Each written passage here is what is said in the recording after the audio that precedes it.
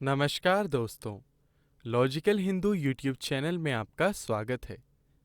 दोस्तों, ऐसा कहा जाता है कि आदि शंकराचार्य ने एक राजा के शरीर में प्रवेश किया था और एक खास समय तक उसमें रहे थे।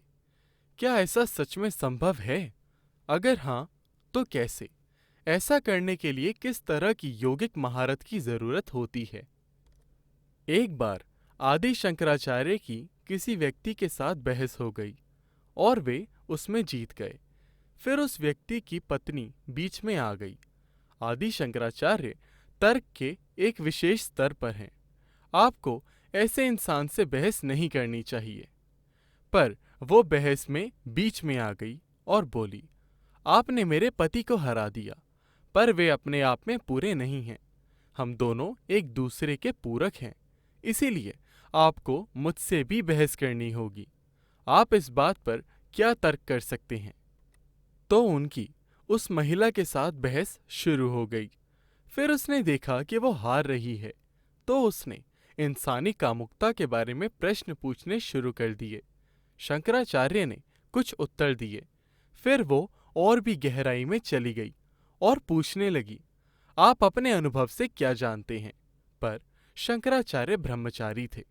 वे समझ गए कि ये उन्हें हराने की तरकीब है, तो वे बोले, मुझे आप 1 माह का समय दीजिए।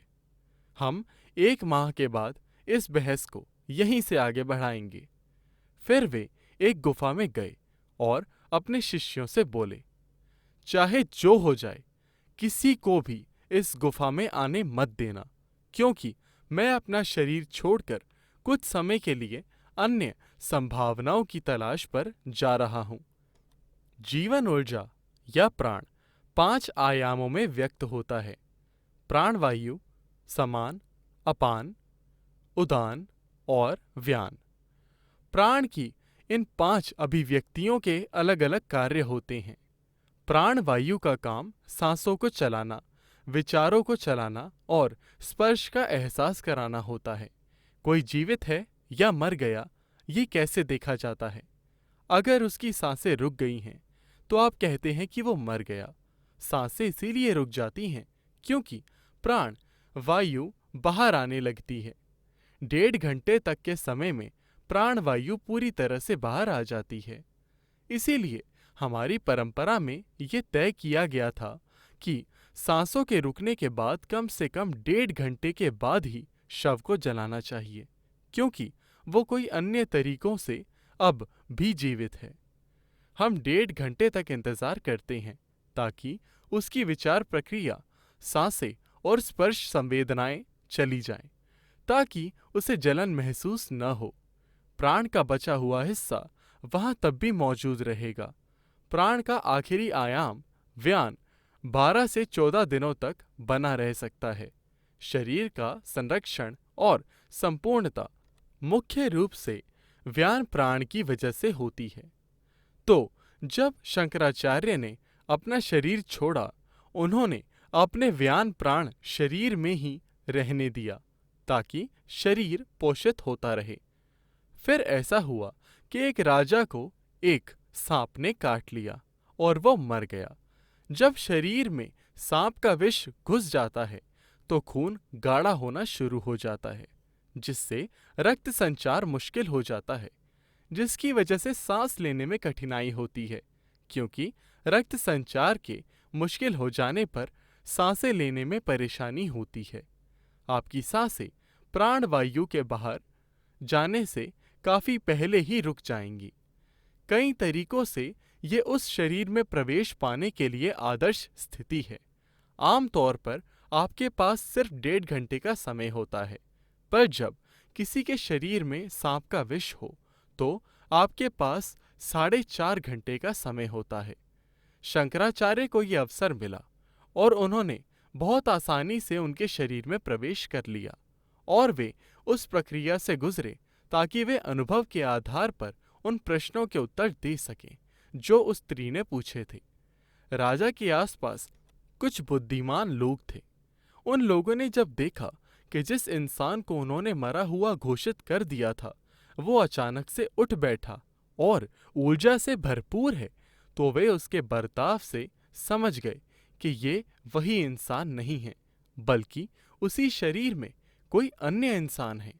तो उन्होंने पूरे शहर में ये कहकर सिपाही भेज दिए कि जहां भी मुर्दा शरीर पड़ा मिले उसे तुरंत जला दिया जाए, ताकि अगर वो शरीर इस व्यक्ति का हो जो राजा के शरीर में आया है, तो वो व्यक्ति अपने शरीर में कभी भी वापस न जा सके।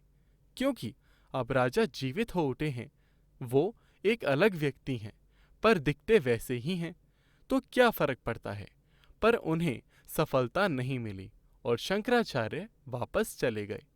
तो क्या ऐसी चीज संभव है? हाँ, ये बिल्कुल संभव है। क्या ये एक अद्भुत काम है?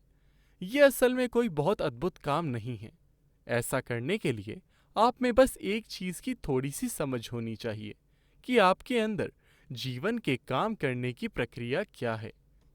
अब अगर कोई किसी जीवित इंसान के अंदर प्रवेश करना चाहता है, तो उसे कई अन्य चीजें करनी होंगी। किसी ऐसे प्राणी के शरीर में प्रवेश करना जो अभी अभी बाहर गया है, काफी सरल है। शुरुआती 1.5 घंटे का समय आदर्श समय होता है, क्योंकि जरूरी खालीपन तैयार हो चुका होता है और साथ ही बाकी की हर चीज काम कर रही होती है। इसी वजह से भारत में जब किसी की सांसें टूटने लगती हैं, तो लोग उसे हमेशा घर के ठीक बाहर रखते हैं। वे सांब्रानी जला देते हैं। अगरबत्ती का एक प्रकार होता है सांब्रानी, और किसी मंत्र का जाप शुरू कर देते हैं।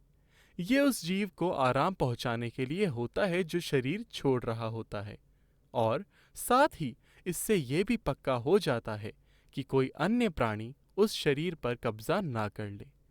ऐसी चीजों की रोकथाम के लिए कई सारे तरीके और सुरक्षाएं तैयार की गई थी, पर आज ये इतना दुर्लभ हो गया है कि लोगों ने इसे एक अद्भुत काम कहना शुरू कर दिया है।